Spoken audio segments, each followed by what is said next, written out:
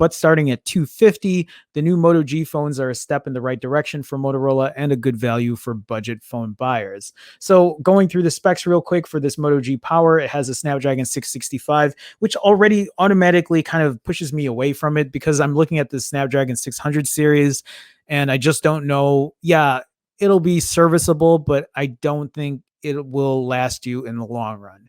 Maybe good for a year or two, maybe 2 years tops, maybe for people who are really light users, but I just don't know how well that Snapdragon 665 is going to hold up. So 4 gigs of RAM, 64 gigs of storage. We'll read about all this other stuff later, but it has a huge battery at 5,000 milliamp hours and it runs Android 10. This Moto G stylus is also right. It's running the same Snapdragon chipset, 4 gigs of RAM, same kind of deal here. Oh, it has double the storage. So this one has 128 gigs of storage. See, I just feel like they're making too many different models for it. Why isn't there just one G series and make that the value phone and put, the 128 gigs there as the default? And see, this has a smaller battery at 4,000 hours.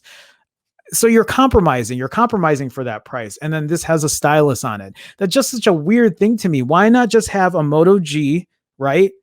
Call it a Moto G, put that Snapdragon 665 in there or whatever, the 4 gigs of RAM, 128 gigs of storage, and a 5,000 milliamp hour battery. And then you can add that stylus or whatever if it's really that beneficial. I don't know if it is, with Android 10 and a headphone jack, and call it a day. And then make that the Moto G, and then make that one of your budget, like well-run phones, instead of having two variants. And then here we are sitting here thinking, well, which one should I buy? Should I sacrifice the battery because I want a stylus, or should I sacrifice internal storage because the other one gives me double? Or can you buy a Moto G Power and get double the storage? It's such a weird thing, and it also makes me wonder who is running, or who is behind the wheel at Motorola. Why are we doing this?